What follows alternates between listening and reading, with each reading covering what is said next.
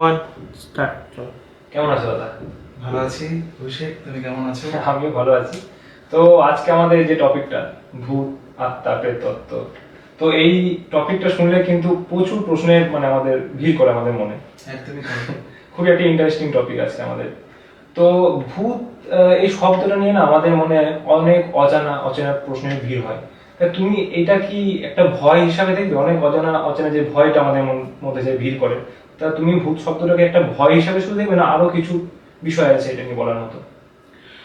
দেখো, প্রথম কথা হচ্ছে যে ভূত শব্দটাকে যদি আমরা আভিধানিক অর্থে মানে অভিধানগত অর্থে যদি দেখি, তাহলে ভূত মানে হচ্ছে পুরাতন। যেটা ধরো আমরা বলি না যে ভূতকাল, ভূতপূর্ব, হ্যাঁ, ভূতপূর্ব, হ্যাঁ, তার মানে হচ্ছে যেটা পুরাতন, যেটা অতীত।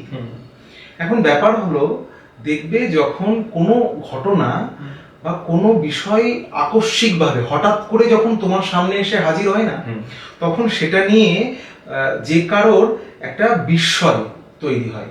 অর্থাৎ এটা হঠাৎ করে তোমার সামনে চলে এলো বা হঠাৎ করে কারোর সামনে চলে এলো, অর্থাৎ এই যে চমকিত হওয়া কোনো একটা বিষয়, এই চমকিত হওয়াটা কিন্তু এক রকমের ইঙ্গিত যে সেই বিষয়টা থেকে তুমি কিন্তু ঠিক আনন্দ অনুভব করছো না, ঠিক দুঃখ অনুভব করছো না। অর্থাৎ এই যে আনন্দ দুঃখের মাঝামাঝি যে অবস্থানটা, অর্থাৎ বিস্ময়, এই বিস্ময়টা কিন্তু আমরা বলে থাকি যে মানে অনুভূতির সর্বোচ্চ পর্যায়ে। এখন ব্যাপার হলো যে আমরা যখন ভূত এবং ভয় এই শব্দটা ব্যবহার করি, তখন কিন্তু আমরা ইংরেজিতে আরেকটা শব্দ জানি, ফোবিয়া। মানুষের জীবনে, মানুষের অনুভূতিতে বিভিন্ন রকমের ফোবিয়া আমরা দেখে থাকি। ধরো কারোর অন্ধকার থেকে ভয় হয়, ডার্কনেস থেকে ভয় হয়, কারোর উঁচু জায়গা থেকে ভয় হয়, কারোর চলন্ত গাড়ি বা চলন্ত ট্রেন, যে কোনো কিছু থেকে না একরকমের ফোবিয়া জন্মায়। দেখবে অনেক সময় হয় যে স্ট্রেস থেকে মানুষের একটা ফোবিয়া তৈরি হয়। মানে মনে হয় যেন যে কিছু একটা খাবার খেলো, হ্যাঁ, যেন মনে হচ্ছে যে এই খাবারটা খেলেই আমার গ্যাস সম্পর্ক কিছু একটা শরীর খারাপের ভয়, সেটাও কিন্তু ফোবিয়া। কারোর বাইরে বেরোনোর থেকে ফোবিয়া থাকে। অর্থাৎ এই যে বিভিন্ন রকমের ফোবিয়া আমরা দেখি, ইংরেজিতে আরেকটি ফোবিয়া আছে, তার নাম হচ্ছে ফক্সোফোবিয়া। আচ্ছা, ফক্সোফোবিয়াটাকেই বলা হয় ভূতের ভয়। আচ্ছা, এখন এই যে ভূত শব্দটা, এই শব্দটা যখন আমাদের চিন্তা ভাবনার মধ্যে আসে, আমরা যখন এই শব্দবন্ধটাকে শুনি, তখন দেখবে আমাদের প্রথমেই একটা বিষয় চলে আসে যে ভূত মানে বোধহয় অন্ধকার, অন্ধকারের মধ্যে বোধহয় কোনো কিছুর একটা অস্তিত্ব আছে অথচ নেই, হ্যাঁ, অথচ মনে হয় যেন সেটা একটা ছায়া হতে পারে। এবং এইগুলো থেকে অনেক সময় দেখো মানুষ নিজেদের ছায়াকেও কিন্তু অনেক সময় ভয় করে। বাচ্চাদেরকে বলা হয় যে নিজেদের ছায়া দেখলেই বলা হয় দেখো হয়েছে। এবং তুমি দেখবে যে এই যে নিজের ছায়াকে যে ভয় করা, এটা কিন্তু মানে আমাদের কালচারে নেই, কিন্তু ব্যাবিলনীয় কালচারে কিন্তু আছে। বলা হয় যে আত্মার যে কনসেপ্ট, সেটা কিন্তু ওই ছায়া কনসেপ্ট থেকেই এসেছে। আচ্ছা, কেমন? তো এখন ব্যাপার হলো যে শুধুমাত্র ভূত বললে তো পুরোটা বলা হয় না। ভূত শব্দের সঙ্গে আমার মনে হয়, বা ভূতের যে পার্সপেক্টিভ, শব্দবন্ধের যে পার্সপেক্টিভ, সেই পার্সপেক্টিভের সঙ্গে কিন্তু অলৌকিক বিষয় জড়িয়ে আছে, অতিলৌকিক বিষয় জড়িয়ে আছে, প্রেত তত্ত্ব জড়িয়ে আছে, হ্যাঁ, মানে বাস্তব এবং অধিবাস্তব জগতের বিষয় জড়িয়ে আছে, এবং মন এবং অবচেতন, যে মনের যে অবচেতন, সে অবচেতনের স্তরও কিন্তু জড়িয়ে রয়েছে। এখন যদি আমি ধাপে ধাপে বিষয়গুলোকে বলি তোমায়, যে অতিপ্রাকৃতটা কি, বা আমরা যেটাকে বলি অলৌকিকটা কি, তাহলে দেখো, প্রথম অতিপ্রাকৃত শব্দটা বা অলৌকিক শব্দটা বললে না, আমাদের প্রথম মনে জানতে হবে সেটা হচ্ছে তাহলে লোক কি, প্রাকৃত কি। প্রাকৃত হচ্ছে প্রকৃতি, তোমার যে প্রকৃতি, চারিপাশের যে প্রকৃতি, চারিপাশের যে লোক জগৎ, সেই জগতের বাইরের যা কিছু, যেটা আমরা দেখতে পাচ্ছি, যেটাকে আমরা দেখতে পাচ্ছি না, কিন্তু তাদের প্রতি আমাদের একটা আগ্রহ জন্মাচ্ছে, তাদের প্রতি আমাদের একটা কৌতূহল জন্মাচ্ছে, সেইগুলোই কিন্তু মানে অলৌকিক এবং অতি প্রাকৃত। আচ্ছা। এখন ব্যাপার হলো ধরো যদি স্পেসের কোনো বিষয় হয় বা গ্রহ গ্রহ গ্রহ ধরো মঙ্গলের কোনো বিষয় একটা নিয়ে কেউ আলোচনা করছে, সেটাও কিন্তু অলৌকিকই আর কি। হ্যাঁ, সেটা অর্থাৎ লোক জগতের বাইরে যা কিছু সেটাই কিন্তু অলৌকিক। এখন দেখবে যে স্পেসের ধরো স্পেস নিয়ে যে সমস্ত হলিউডের সিনেমাগুলো হয়েছে, সেখানে তুমি দেখবে যে এরকম ধরনের কিন্তু এলিয়েন ব্যাপার স্যাপার, তারপর মানে ভূতের ব্যাপার স্যাপার, এইগুলো কিন্তু সেখানের মধ্যে মিক্সড আপ করা হয়। তার মানে হচ্ছে ভূত নিয়ে যে কনসেপ্ট, সেটা এই কনসেপ্টটাও কিন্তু সময়ের সঙ্গে সঙ্গে চেঞ্জ হতে হয়েছে। মানে আমাদের ভারতীয় সংস্কৃতিতে প্রেত তত্ত্বের একটা আলাদা জায়গা আছে। আমি বলবো যে আত্মা আধ্যাত্মিক যে সংযোগ, সেই সংযোগের একটা আলাদা জায়গা আছে। এবং বিদেশে অর্থাৎ ফরেন কালচারে কিন্তু ভূতের যে বিষয়গুলো, এগুলো কিন্তু আলাদা রকমের ব্যাপার রয়েছে। এখন দেখো ব্যাপার হলো যে যদি এই বিষয়টাকে আরো ডিটেলসে বলতে হয়, আরো গভীরতায় যেতে হয়, তাহলে আমি একটা কথা বলবো যে প্রেততত্ত্বের বা যেটাকে আমরা বলি মৃত্যুলোক, সেই মৃত্যুলোকের প্রথম কনসেপ্ট কিন্তু আমরা পাচ্ছি উপনিষদে। উপনিষদের মধ্যে কঠোর উপনিষদে প্রথম আমরা নচিকেতা এবং যমরাজের যে কথোপকথন, সেই যমরাজের কথোপকথনের মধ্যে প্রথম মৃত্যু লোকের প্রসঙ্গ পাচ্ছি, যে মৃত্যু লোকটা আসলে কি। এবং সেই মৃত্যু লোকের কনসেপ্টের মধ্যে আমাদের যে হিন্দু মাইথোলজি, তার যে কনসেপ্টগুলো, সেগুলো একে একে আসছে। এবং প্রেততত্ত্বের আগ্রহ, প্রেততত্ত্বের সূচনা কিন্তু ঠিক ওই জায়গা থেকেই, ওই উপনিষদের অংশ থেকেই কিন্তু শুরু হচ্ছে। এবং প্রেততত্ত্ব নিয়ে ধরো বিদেশের আলাদা থিওরি আছে। আমি প্রথমে মৃত্যু লোকের যে নচিকেতা এবং যমরাজের যে কথোপকথন, সেই কথোপকথনের কাহিনীটা বলছি। আমার মনে হয় যে কাহিনীটা বললে পাঠক বুঝতে সুবিধা হবে। সেটা হলো যে নচিকেতা একজন ব্রাহ্মণ সন্তান ছিল। এবং নচিকেতা তার বাবাকে দেখতো যে তার বাবা বিভিন্ন সময় গরিবদের অর্থ দান করত, বস্ত্র দান করত, গো দান করত। তো এবং সেখানে দেখতো যে একদিন ও লক্ষ্য করছে যে ওর বাবা বেশ কিছু পুরনো কাপড় বা যে সমস্ত গরুগুলো হয়তো মানে তুলনায় একটু দুর্বল, সেইগুলো গরিবকে দিচ্ছে। তো ওর মনের মধ্যে একটা ব্যাপার তখন আসে যে তাহলে কি বাবার মধ্যে ভেদভাব কিছু আছে, বা বাবা কি দান করতে সংকোচ বোধ করছে, এইটা না তখন নচিকেতার নিজের মনের মধ্যেই প্রশ্ন উঠছে। তো নচিকেতা ওর বাবার কাছে বলছে, বাবা তুমি কি চাও, আমাকে তুমি কি দান করবে? তো তখন ওর বাবা ওকে বলে যে আমি চাই যে তুমি মৃত্যুর পর স্বর্গে যাও। আচ্ছা, ঠিক আছে। তো এই যে ব্যাপারটা শুনে না নচিকেতার মনের মধ্যে তখন প্রশ্ন হয়, এবং হ্যাঁ, স্বর্গ জিনিসটা কি, মৃত্যুর জিনিসটা কি, এই প্রশ্নটা ওর মনের মধ্যে আসতে থাকে। এবং তখন ও ভাবতে ভাবতে ভাবতে ভাবতে ও হঠাৎ করে মানে তোমার মৃত্যুর মুখোমুখি হয়। প্রথম কি করে মৃত্যুর মুখোমুখি হচ্ছে, কি করে সেই কাহিনীটা মানে উপনিষদে বলা নেই, কিন্তু মৃত্যুর কাছে পৌঁছাচ্ছে। অর্থাৎ ওর যে ইচ্ছাই হচ্ছে যে আমি মৃত্যুলোকে যাব এবং যমরাজের কাছে প্রশ্নগুলো করব। তো ও যমরাজের কাছে যাচ্ছে, এবং যমরাজে যখন মানে মৃত্যুলোকে ও পৌঁছচ্ছে, তখন দেখা যাচ্ছে যে মৃত্যুলোকে যে সমস্ত দেবতারা আছে, তারা তখন কোনো কাজে বাইরে আছে। তো বাইরে আছে বলে 3 দিন 3 রাত্রি উপনিষদে, কঠোপনিষদে বর্ণিত আছে যে 3 দিন 3 রাত্রি কিন্তু ও কোনো খাবার খায়নি। তো তখন যখন খাবার খায়নি, তখন ও 3 দিন 3 রাত্রির পর যমরাজ এসেছে। যমরাজ এসে ওকে জিজ্ঞেস করছে যে আপনি তো ব্রাহ্মণ, আপনাকে কোনো খাবার আমি খাওয়াতে পারিনি, তো আপনি যদি কিছু আহার গ্রহণ করেন তারপরে বিষয়গুলো। তখন বলে, না আমি খাবো না, আমার কিছু প্রশ্ন আমার কাছে আছে। তো তখনও যমরাজ অনেকক্ষণ কথাবার্তার পরে ওকে বললো যে ঠিক আছে, আমি আপনাকে 3টি বর দেবো।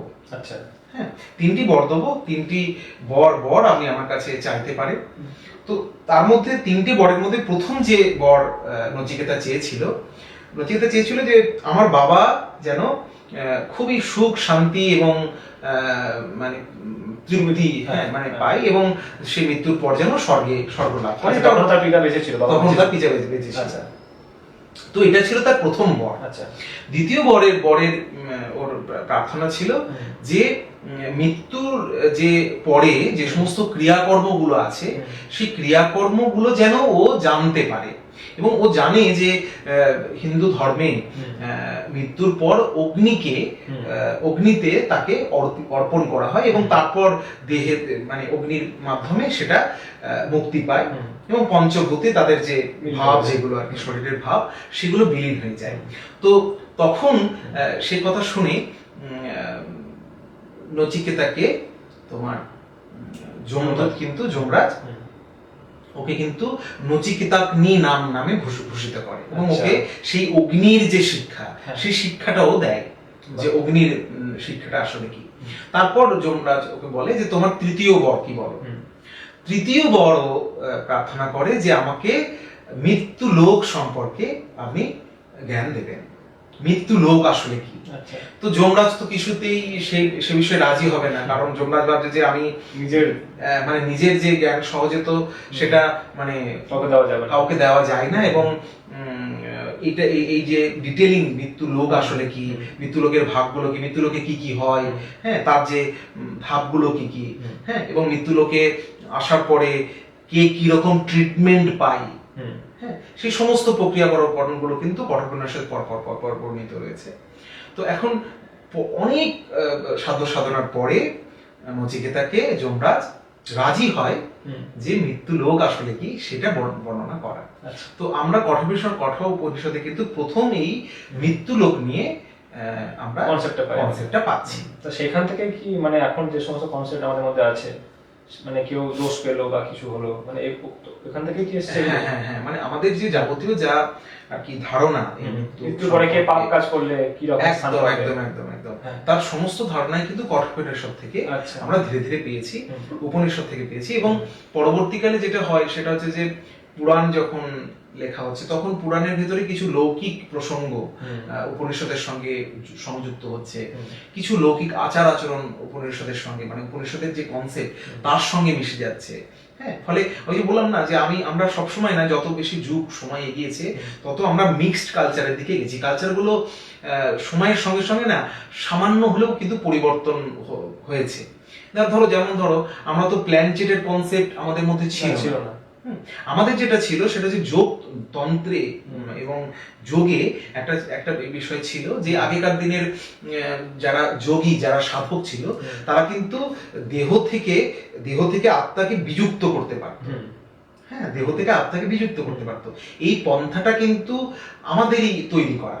এবং এরকম আছে যে ধরো কাশিতে কোন এক গুরু বসে আছে, তার শিষ্য জার্মানিতে আছে বা বিদেশের অন্য কোনো জায়গায় আছে, সে কিন্তু সরাসরি মানে মাধ্যম মানে দেহ ধারণ করে, মানে দেহের রূপটাকে ধারণ করে, ওর দেহ অবয়ব হয়তো কাশিতে আছে বা ভারতের অন্য কোনো জায়গায় আছে, সে কিন্তু সরাসরি ছাত্রের কাছে বা শিষ্যের কাছে পৌঁছে যেতে পারত।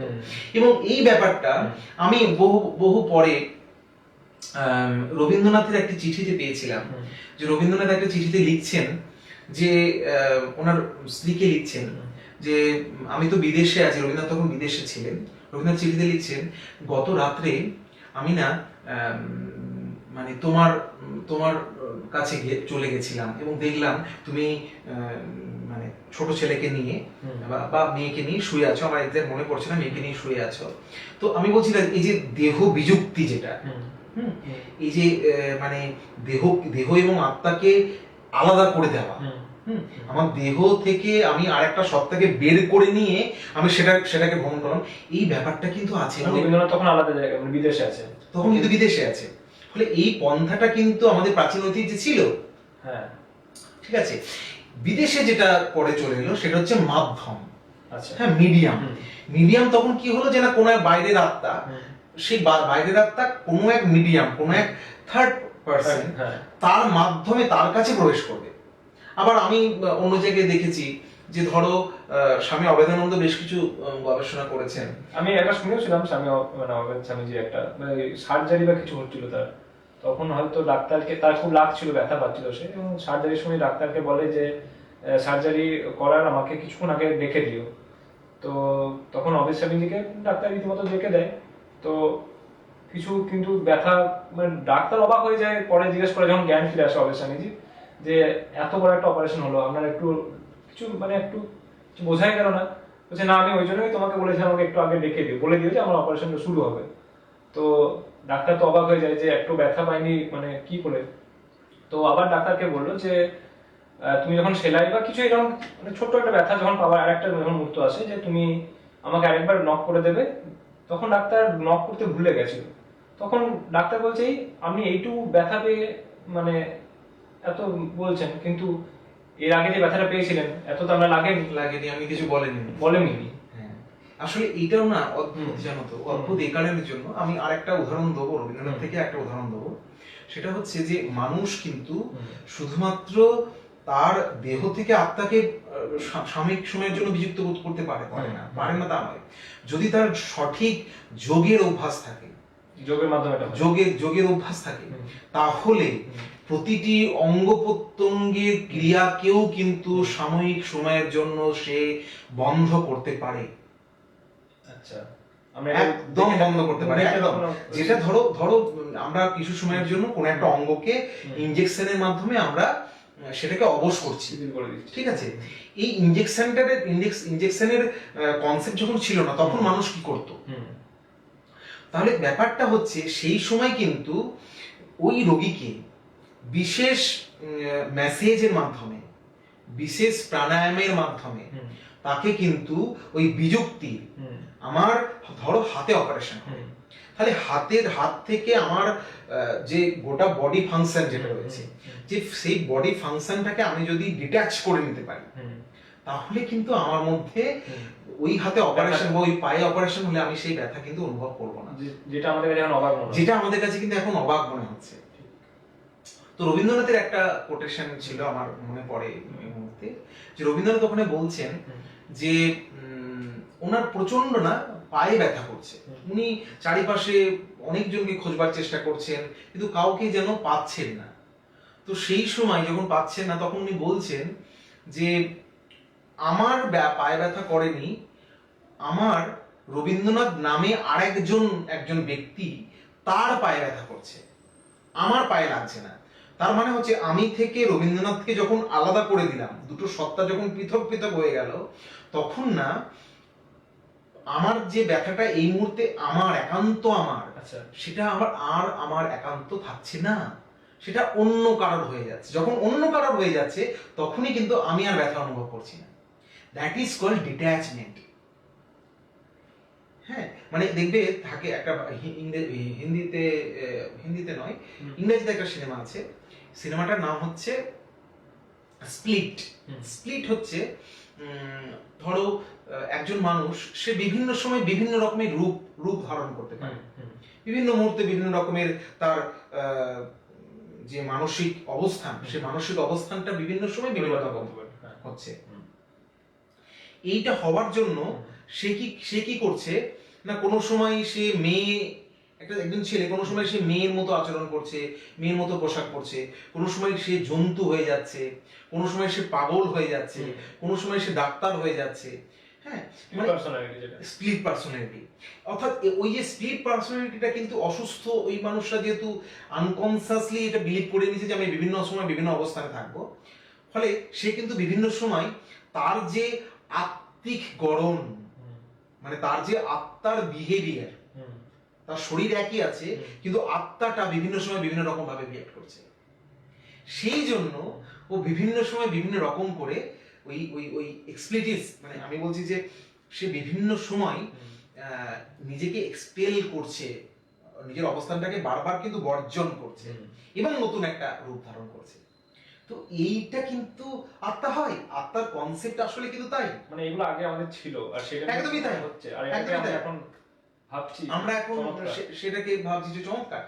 ধরো আত্মার কনসেপ্টে যেটা বারবার বলা হতো যে আত্মা হচ্ছে অবিনশ্বর, বাসাংসি জীর্ণানি যে শ্লোক, হ্যাঁ, এবং এই এই এই শ্লোকে তো বলা হয়েছে যে আমাদের যে দেহ, সেই দেহটা তো নিমিত্ত মাত্র, একটা খোলস মাত্র, এবং আত্মা তো বারবার বারবার দেহের বিভিন্ন জন্মের ভেতর দিয়ে, বিভিন্ন শরীরের ভেতর দিয়ে কিন্তু সে ওই আত্মার যে পরিশুদ্ধিটা লাভ করছে। মানে আত্মা কখনো শেষ নেই, দেহটা পরিবর্তন করছে, দেহটা পরিবর্তন করছে, এবং আত্মা কিন্তু অবিনশ্বর। এবং দেখো যে আমাদের উপনিষদেই কিন্তু রয়েছে পূর্ণাত্মার কনসেপ্ট। ধরো স্বামীজি এটা কি করে বলতে পারেন যে আমি এই দিনে এই সময় এই মুহূর্তে আমি মারা যাব, এটা তো স্বামীজির পক্ষে বলা সম্ভব, এটা তো অন্য কারোর পক্ষে। ধরো রামকৃষ্ণদেব ইভেন বলেছিলেন যে আমি কোন দিন কোন সময় দেহ রাখবেন। এখন ব্যাপার হচ্ছে যে এই সমস্ত যারা ব্যক্তিত্ব তারা কিন্তু এটা বুঝতে পারেন যে মানে তারা যেহেতু পূর্ণাত্মা, তাদের আর কিন্তু নতুন জন্মের নতুন দেহ ধারণের প্রয়োজন হয় না। তো আত্মার যে সার্কেল আমরা বলি দেহ এবং আত্মা, সেটা তো ওই পূর্ণাত্মার কনসেপ্টের মধ্যে রয়েছে। এবং আরেকটি কনসেপ্টও আছে যেটাকে আমরা বলি সুষুপ্তি এবং মহাসুষুপ্তির পদ। আচ্ছা, সুষুপ্তি বা মহাসুষুপ্তির প্রসঙ্গটা কি রকম না, সেখানেও আছে যে মানুষ যে অবস্থানে রয়েছে সেটা জাগ্রত অবস্থা, মানে আমাদের যে কনসাস মাইন্ড, যেটা আমরা ভুলোকে অবস্থান করছি, যে অবস্থা সেটা হচ্ছে আমার কনসাস মাইন্ড। এবং যখন আমরা ঘুমোচ্ছি, যখন আমরা কাজ করছি, সেই অবস্থানটা হচ্ছে সুষুপ্তি অবস্থা, ঘুমের অবস্থা। অর্থাৎ ভূলোকের মধ্যে মানুষ কিন্তু কনসাসও থাকে এবং আনকনসাসও থাকে। এই সামগ্রিক অবস্থানটাকে আমরা সুষুপ্তি অবস্থা বলছি।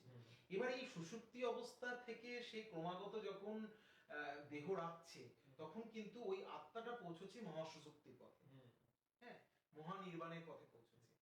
এবং ওই আবার কিন্তু ওই আত্মাটা যেহেতু মহানির্বাণের পথে পৌঁছে, তাকে আবার ফিরে আসতে হচ্ছে।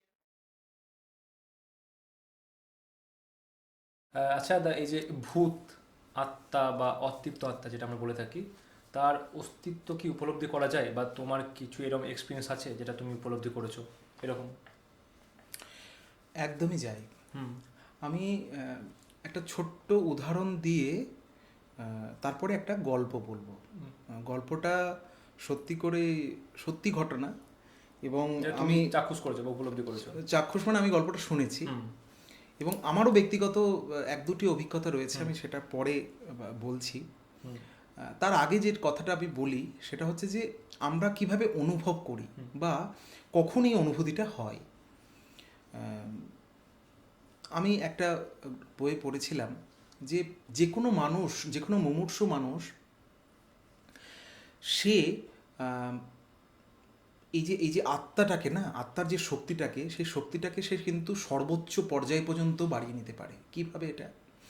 ধরো আমরা যাকে বলি স্পিরিট, যেটা স্পিরিট বা আত্মা, এই আত্মা তো সর্বশক্তিমান বলেই কিন্তু সে অবিনশ্বর এবং তার কোনো বিনাশ নেই, অবিনাশী। একজন মুমূর্ষু মানুষ কিন্তু হঠাৎ করে কিন্তু মারা যায় না, অ্যাক্সিডেন্টের ব্যাপারটা আলাদা। কিন্তু যে মুমূর্ষু মানুষ ধীরে ধীরে ধীরে তার কিন্তু প্রথমে রোগ ধরা পড়ে, মানে কি, মানে ধরো সে কিছুক্ষণ পরে মারা যাবে, তার কিন্তু প্রথমে এক একটা অঙ্গ অবশ হয়। হয়তো প্রথমে পাটা অবশ হলো, তারপর পায়ের অংশটা আস্তে আস্তে আস্তে আস্তে অবশ হলো, হাত অবশ হলো, শরীরের অন্যান্য অঙ্গ প্রত্যঙ্গগুলো কিন্তু অবশ হলো, হ্যাঁ। এবং ঠিক দেখা গেল যে চোখটা বন্ধ হয়ে গেল, সে তারপরে কানটা বন্ধ অফ হয়ে গেল। এখন ঘটনা হচ্ছে কেন ধাপে ধাপে ধাপে ধাপে বন্ধ হয়?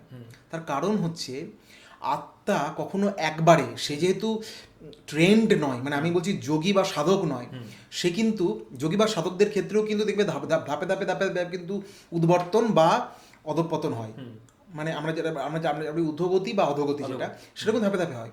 ধরো যে আমরা বলি ইরা পিঙ্গলা সুষুম্না, এই যে পর্যায়গুলো মানুষের সাধনার যে পর্যায়গুলো, ঠিক আছে, সেগুলো কিন্তু ধাপে ধাপে ধাপে ধাপে জাগাতে হয়, একবারে কেউ কিন্তু জাগিয়ে তুলতে পারে না। ঠিক একইভাবে মৃত্যুমুখী যে মানুষ, মুমূর্ষু যে মানুষ, সে কিন্তু তার যে আত্মা, যেটা সে আত্মার স্পিরিটটা কখন সর্বশক্তিমান হয়?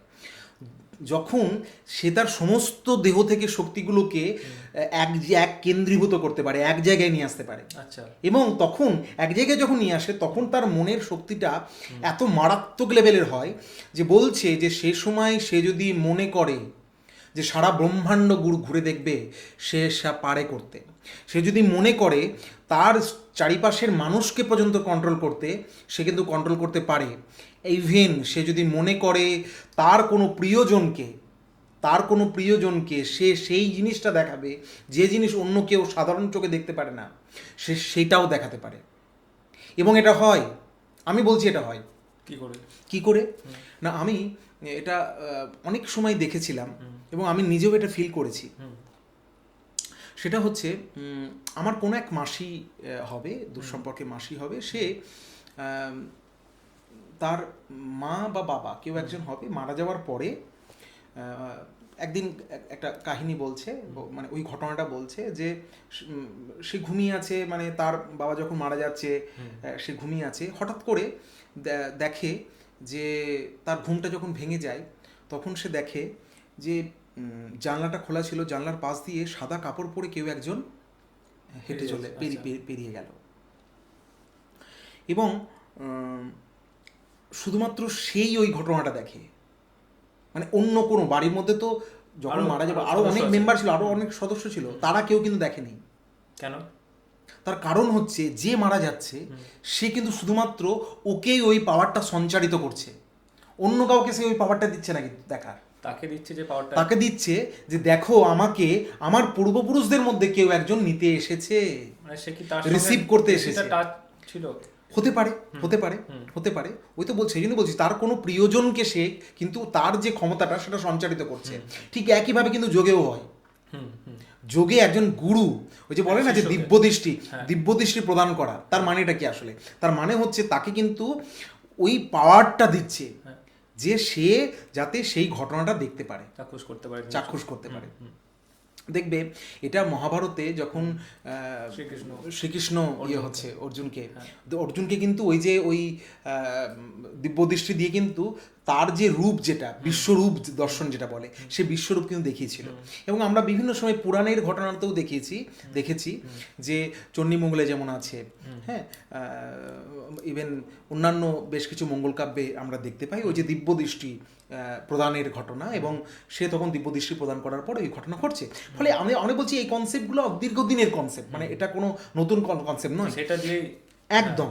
এবং এখানে এরপর যেটা আমি বলতে চাইছি যে এই ঘটনাটা দেখবে মানুষ অনেক সময় ফিল করে, দেখবে অনেক মানুষের মধ্যে হয়, ইভেন যারা দর্শকের সঙ্গেও হতে পারে সেই ঘটনাটা, সেটা হচ্ছে যে স্লিপিং ডিসঅর্ডারটা কি না, সাধারণত যেটা বলা হয় যে death is a short time sleep and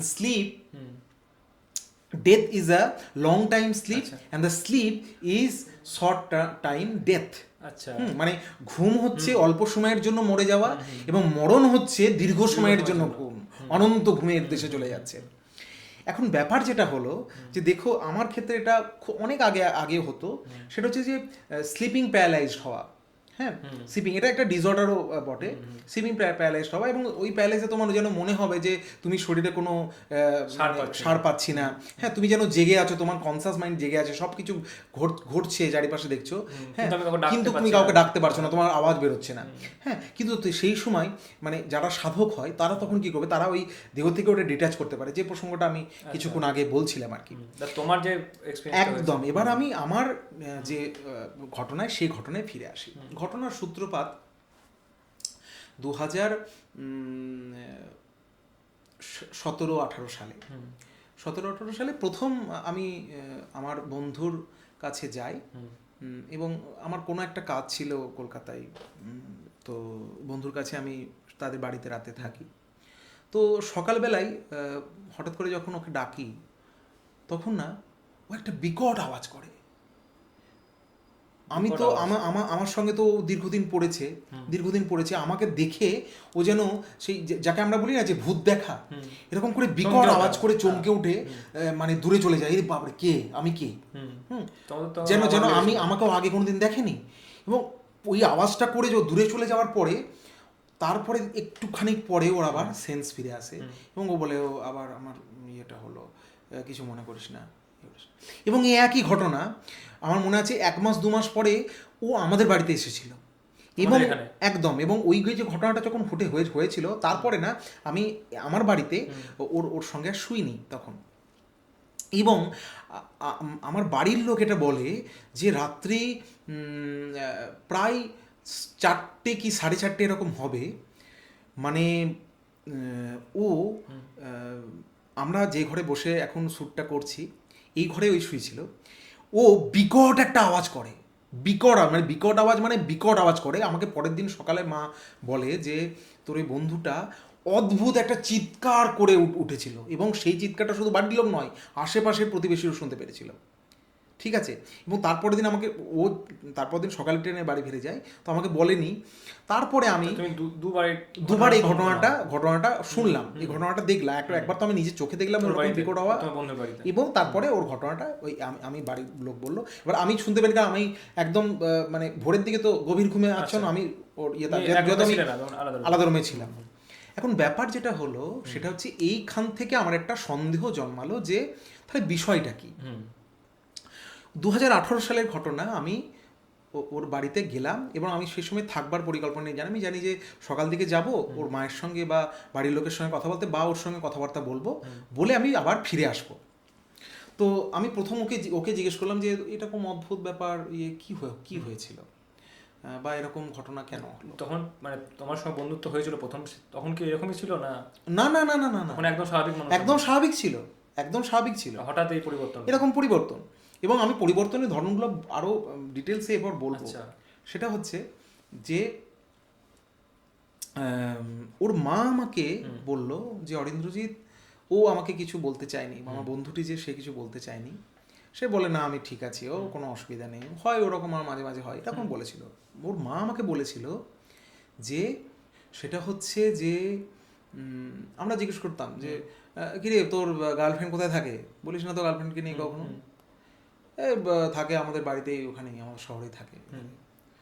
তো এই ঘটনা যখন আমি যে সময়টা তোমাকে বলছি প্রায় 1 বছরের মাথায় হবে, হঠাৎ একদিন এসে মানে আমাদের ক্লাসে এসে দেখছি তুই মন মারা হয়ে বসে আছি। আমি বললাম কী হয়েছে, কিরে কী হয়েছে? না আমার না গার্লফ্রেন্ডটা মারা গেছে। না মারা গেছে মানে কী হয়েছিল? মানে যে গার্লফ্রেন্ড ছিল আর কি, সে মারা গেছে বললো। বলে কী করে মারা গেল? বললো অ্যাক্সিডেন্টে, ও রাস্তা দিয়ে পেরোচ্ছিল, সামনে থেকে একটা লরি এসে, উড়ালপুল ছিল, সামনে থেকে লরি এসে পুরো পিষে দিয়েছে ওকে। এবার দেখো আমি বলছি এই ঘটনাটা যে মানে কোনো অলৌকিক ব্যাপার হতে পারে, এটা তো বেসিক্যালি প্রাথমিকভাবে কোনো আইডিয়া হবে না। আমি আরও 3 বছর 4 বছর পরে যখন ওর মায়ের কাছে ঘটনাটা শুনলাম, ওর ওই রিয়াকশানটা দেখলাম, তখন আমার মধ্যে সন্দেহ হলো যে তাহলে এই সমস্ত ঘটনা কী জন্য ঘটলো। আচ্ছা, কেমন? এখন ব্যাপার হলো যে ওর মা আমাকে বললো যে আমি তারপর যখন এসব কাণ্ড কারখানা হচ্ছে, ও বারবার বলছে আমার বেঁচে থাকতে ইচ্ছা করছে না, ইভেন ডিপার্টমেন্টে আসছে না, বিভাগে আসছে না, তখন আমি ওকে নিয়ে তোমার ঠাকুরের একটা কাছাকাছি একটা ঠাকুরের জায়গা ছিল, সেখানে নিয়ে গিয়ে ওরা কিছু একটা আর কি তাবিজ বা যাবতীয় যা পুষ্প হোক বা তাবিজ হোক কিছু একটা দিয়েছিল। দেওয়ার পরে সামান্য একটু বেটার ফিল করে, হ্যাঁ করে, তখন ও বিকেলবেলা বেড়াতে যেত, ডিপার্টমেন্ট যেত, আগের মতো একটা স্বাভাবিক জীবনযাপন করছিল। এখন ব্যাপার হচ্ছে যে আমরা কিন্তু সত্যি কথা বলতে ওই মাঝের কয়েকটা পর্ব বাদ দিয়ে মোটামুটিভাবে কিন্তু ওকে স্বাভাবিকই দেখে এসেছি, ফলে আমাদের সন্দেহ করার কোনো কারণ নেই। আমার সঙ্গে ওই বন্ধুটি কিন্তু যোগাযোগ ছিল, বেশ কিছুদিন ছিল। ইদানিং আমি মনে করতে পারছি যে বিগত হয়তো 3 বছর কি 2 বছর ধরে কোনো যোগাযোগ নেই, সেই অর্থে যোগাযোগ নেই, মানে যে যোগাযোগটা আমার আগে ছিল সেই অর্থে হয়তো যোগাযোগ নেই।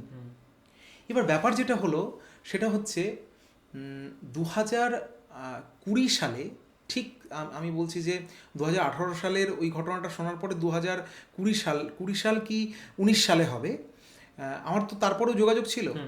তো আমি ওর বাড়ি থেকে যখন চলে আসছি, তখন না পরপর মাস 2-এর মধ্যে 2-3টে ঘটনা ঘটলো, যেটা সুস্থ হয়ে যাওয়ার পরেও, যেটা কিন্তু আরও বিস্ময় এবং আরও আকস্মিক। কি ঘটনা? এর পরেও সুপ্রিয়র আরেকটি রিলেশনশিপ হয়, বন্ধুটির আরেকটি রিলেশনশিপ হয়, মানে একটা গার্লফ্রেন্ড মারা যাওয়ার পরে একটা একটু হয়, এটা তো স্বাভাবিক যেটা ব্যাপার। ধরো শুনেছি, হ্যাঁ, হ্যাঁ। এটা স্বাভাবিক ব্যাপার যে মানে কেউ কেন সারা জীবন কি সিঙ্গেল থাকবে বা সারা জীবন তার তো অনুভূতি আছে, সে তো হতেই পারে। তো বন্ধুটি আরেকটি গার্লফ্রেন্ড, তোমরা সেটা স্বাভাবিকভাবে নিয়েছো। এবং হ্যাঁ, আমরা আমরা আমাদেরকে বলেছিল যে হ্যাঁ এরকম হয়েছে, হ্যাঁ। ছবি দেখিয়েছিল, এই দেখিয়েছিল, সব ঠিক আছে। হ্যাঁ, হঠাৎ একদিন আমাকে বলছে যে আমি না আজকে জানিস, আজকে শ্মশান থেকে ফিরছি, আমার গার্লফ্রেন্ডটা সে মারা গেছে। এই গার্লফ্রেন্ডটাও? আমি বললাম গার্লফ্রেন্ডটা মারা গেছে মানে? ও তো সুস্থ সবল ছিল রে, তো তুই তো আমাকে কোনোদিন বলিসনি তোর তোর ওর ইয়ে এরকম অসুস্থ বা ইয়ে। বলছে না, কোনো অসুখ কিছু ছিল না, ও হঠাৎ করেই মারা গেল। পরপর দুটো গার্লফ্রেন্ড? পরপর দুটো গার্লফ্রেন্ড মারা গেল। দেখো এখন ব্যাপার যেটা হলো সেটা হচ্ছে যে আমার সঙ্গে আর যোগাযোগ নেই ওর। আমি জানি না এখনো অন্য কোনো রিলেশনশিপের মধ্যে আছে কি না। ইভেন এখানে থেকে যেটা একটা ইঙ্গিত আমি শুধু বলতে পারি সেটা হচ্ছে কোনো সুইসাইড, বিশেষ করে আত্মঘাতী যারা হয় না, দেখো আমি বারবার এটা বলি যে স্পিরিট, মানুষের যে স্পিরিট, সে হচ্ছে অবিনাশী এবং অবিনশ্বর। দেহ কোনো একটা ডিসিশন হঠাৎ করে নিয়ে নিতে পারে, মাইন্ডফুলি একটা ডিসিশন কেউ একজন নিয়ে নিতে পারে মরে যাবার বা জীবনকে শেষ করে ফেলবার, কিন্তু আত্মাকে না বিলিভ করানো মুশকিল হয় যে সে নেই। কেন নেই? কারণ একটা আত্মা সে যখন একটা দেহের মধ্যে আসছে, সে তখন দেহটাকে বিলিভ করছে যে এই দেহটা তার বিভিন্ন কাজের মাধ্যমে কিন্তু আমাকে পূর্ণাত্মার দিকে কিছুটা এগিয়ে দেবে। যখন এটা হয় না তখন আত্মা কিন্তু অতৃপ্ত থাকে, এবং সেই স্পিরিট শুধু, আমি বলছি যে ঘরে এটা হচ্ছে সেই ঘরের প্রতিটা দেওয়াল, প্রতিটা কোণ, প্রতিটা মেঝের অংশে সেই স্পিরিটটা ছড়িয়ে থাকে। প্রতিটি অংশ জীবন্ত থাকে, প্রতিটি অংশ। এই জন্য অতৃপ্ত আত্মার কনসেপ্ট। এবং এবং এবং আমি বলছি যে সে যখন পুনরায় কোনো দেহ পায়, সুস্থ স্বাভাবিক দেহ পায়, সে তখন সেই অতৃপ্ত আত্মার, মানে আমি বলছি যে তখন ধরো সবসময় এটা দেখবে যে নেগেটিভিটি, যখন না নেগেটিভিটি যে কোনো ক্ষেত্রে, পজিটিভিটির থেকে নেগেটিভিটির পাওয়ার এবং অ্যাপিয়ারেন্স এবং ক্ষমতা বেশি হয়, কিন্তু দ্বিগুণ হয়, কোনো কোনো অংশে দ্বিগুণ এনার্জিটা বেশি হয়। ফলে কোনো একটা স্পিরিট একটা দেহের মধ্যে রয়েছে, তোমার আমার মধ্যে স্পিরিটটা রয়েছে, কিন্তু তা সত্ত্বেও দেখা যায় যে আমরা কোনো যদি নেগেটিভ এনার্জির শিকার আমরা হই, আমরা কিন্তু সেই নেগেটিভ এনার্জির বশবর্তী চলে আসি, যদি না আমাদের ট্রিগার পয়েন্ট মজবুত হয়, যদি না আমাদের এলিমেন্ট যেগুলো রয়েছে সেই এলিমেন্টগুলোকে যদি আমরা জাগাতে না পারি, কনসাসনেস যেটা আছে, মানে এই কনসাসনেস কিন্তু আমাদের মানে মাইন্ডফুল কনসাসনেসের মধ্যে পড়ে না, সেটা আলাদা জিনিস। আমি বলছি এলিমেন্টগুলোকে যদি আমরা জাগানোর বিদ্যা না জানি, তাহলে কিন্তু আমরা যে কোনো অতৃপ্ত আত্মার বশবর্তী হতে পারি। তার প্রোটেকশন যদি আমাদের মধ্যে না থাকে, তাহলে আমরা যে কোনো আত্মার বশবর্তী হতে পারি। আমার সঙ্গে ওই বন্ধুটি আর যোগাযোগ নেই, আমি জানি না যে তার সঙ্গে তার জীবনে আর কি কি ঘটনা ঘটছে, কিন্তু আমার ঢের সন্দেহ আছে যে এখনো অবধি কোনো রকমভাবে ওই অতৃপ্ত আত্মা আমার ওই বন্ধুটিকে ছেড়ে গেছে কিনা।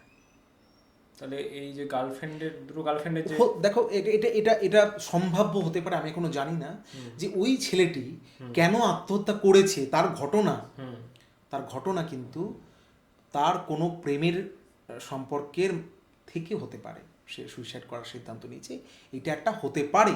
আর সেই জন্যই ও অন্য কোনো, মানে ও যে দেহের ওপর মানে দেহকে ক্যাপচার্ড করে আছে, যে দেহকে আবার অবলম্বন করে আছে, যে ভাবছে আমি এর মধ্যে থাকবো, আমি এর মধ্যে কাটাবো, এটা কিন্তু একটা ঘটনা যে টিকতে দিচ্ছে না। সে কোন রকম ক্ষতি, মানে তুমি ভাবো ওর মা তো ওর সঙ্গে আছে, ওর বাবাও সঙ্গে আছে, কিন্তু তাদেরকে তো কোনো আঘাত করছে না। ও আঘাত করছে যে ও যেন সারা জীবনে একাকী থাকে, যে একাকিত্বটা আমি ফিল করেছি এবং আমি সারা ঘরের মধ্যে সেটাকে ছড়িয়ে রেখে দিয়েছি, সে একাকিত্বটা যেন সবসময় ওর মধ্যে থাকে এবং সে চারিপাশে ছড়িয়ে থাকে। দ্যাট ইজ দ্য, মানে আমি বলছি একটা আত্মা যেমন, স্পিরিট যেমন মানে এত বিপুল শুভবুদ্ধি সম্পন্ন হয় বলেই তার নেগেটিভিটিটাও কিন্তু এত বিপুল হয়। ঠিক আছে, তো এবার মানে আমি আমি এটা এই কাহিনীটা শুনেছিলাম এবং তখন আমার কোথাও না কোথাও মনে হয়েছিল যে মানে প্রেত তত্ত্ব বা প্রেত লোক বা এই বিষয়গুলো নিয়ে কোথাও না কোথাও মানুষের আগ্রহ জন্মায় এবং মানে আমাকে যদি জিজ্ঞেস করো যে ভয় পাবার কি প্রয়োজন আছে, তখন আমি বলবো যে অবশ্যই প্রয়োজন আছে ভয় পাবার, কিন্তু তার থেকেও যেটা সব থেকে জরুরি জানাটা সেটা হলো যে এইটা জানাটা যে আমরা আমাদের যে এলিমেন্টগুলো রয়েছে কেউ স্ট্রং করবো, সেই এলিমেন্টগুলোকে আমরা কিভাবে আরও বেশি স্ট্রং করতে পারি। হ্যাঁ, আমরা তো সচরাচর বিভিন্ন দিক থেকে এলিমেন্টের দিক থেকে তো আমরা খুব দুর্বল। আমরা কি জানি আমাদের মধ্যে যে অগ্নির এলিমেন্ট রয়েছে, আমাদের মধ্যে জলের এলিমেন্ট রয়েছে, আমাদের মধ্যে বায়ু অর্থাৎ ক্ষিতি, অপ, তেজ, মরুদ, বোম, এই যে 5টি এলিমেন্ট হিউম্যান বডিতে, এই এলিমেন্টগুলোকে কিভাবে জাগাতে হয়, এই বিদ্যাটা এই নলেজটা কোথাও, হ্যাঁ, এটাকে কী করে জানতে হয় এবং এইটাকে জাগানোর জন্য কোন মন্ত্রের প্রয়োজন হয়, হ্যাঁ, কোন মন্ত্রের কোন বিশেষ অবলম্বনের প্রয়োজন হয়, কোন বিশেষ রকমের সাধনার প্রয়োজন হয়, এটা খুব নমিনাল একটা ব্যাপার। মানে আমি বলছি যে মানে এটার জন্য হার্ডকোর কোনো চিন্তাভাবনা, হার্ডকোর কোনো তোমাকে তন্ত্রমন্ত্র করার কোনো প্রয়োজন নেই। কিন্তু মানুষের যে স্বাভাবিক জীবন, সেই স্বাভাবিক জীবনের ভেতর দিয়েই কিন্তু একটা মানুষ তার যে বেসিক্স ইনস্টিংক্টগুলোকে, সেই ইনস্টিংক্টগুলোকে কিন্তু স্ট্রং করতে পারে। এক একটা মানুষের এক একটা এলিমেন্ট স্ট্রং থাকে, এবার সেটাকেই জানাটাও দরকার, সেটাকেও জানাটা দরকার। ধরো আমাদের সাধারণত আমরা বলে থাকি যে ধরো বিভিন্ন রাশিচক্রের যারা মানুষ হয় তাদের প্রতিটা একটা পাতলা রাশি যেটা বলি আমরা, একদম, ধরো কেউ হয়তো সান, সূর্যের এলিমেন্ট, তাহলে তার যে সান এলিমেন্টটা সেটা খুব স্ট্রং থাকে। কারোর হয়তো বৃহস্পতি খুব এলিমেন্ট, গুরু আমরা যাকে বলি, তাদের গুরুর যে এলিমেন্টটা খুব স্ট্রং থাকে। আবার অনেক সময় যাদের দেখি যে শনি, হ্যাঁ, আমরা সাধারণত বলি যে শনি খুব নেগেটিভ বা রাহু খুব নেগেটিভ, সেটা হয়তো আমি হয়তো অন্য প্রসঙ্গে যাচ্ছি, কিন্তু এই প্রসঙ্গে কেন আমি উল্লেখ করছি, হয়তো এটা নিয়ে পরবর্তী ক্ষেত্রে আলোচনা করা যাবে যে কেন বলছি যে কোনো জিনিসের নেগেটিভ আসলে নয়। রাহুকে আমরা নেগেটিভ বলি, রাহু কিন্তু নেগেটিভ নয় আসলে, হ্যাঁ, সবেরই কিন্তু একটা পজিটিভ ব্যাপার আছে। এবার ধরো সাধারণত মানুষ তো প্রকৃতিতে যখন বাস করছে তখন তো সে আসলে ইমব্যালেন্সড প্রকৃতি, মানে অপ্রকৃতস্থই তো মানুষকে প্রকৃতস্থর দিকে টেনে নিয়ে আসবে। মানুষকে শিখতে হবে যে আমাকে সঠিকভাবে বেঁচে থাকতে কী করে হয়, মানুষকে এটা শিখতে হবে যে আমার মধ্যে কন্ট্রোলড যে মাইন্ড সেটাকে কীভাবে সেট আপ করতে হয়। ফলে এই অপ্রকৃতস্থ অবস্থার মধ্যে আমরা বিভিন্ন সময় রয়েছি বলেই আমাদের কিন্তু এই যে ইমব্যালেন্স যেটা হচ্ছে।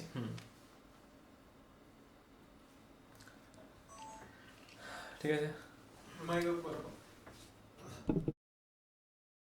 আচ্ছা, তুমি যখন বললে যে তুমি যখন বুঝতে পারলে, যখন তোমার ওই ট্রিগার পয়েন্টে ক্লিক করলো যে আমি এটা ভুল করছি, তখন তুমি বললে আমার একটা সেন্স আছে, এটা স্ট্রং হলো, আমি বুঝতে পারলাম যে আমার কিন্তু ভুল হচ্ছে।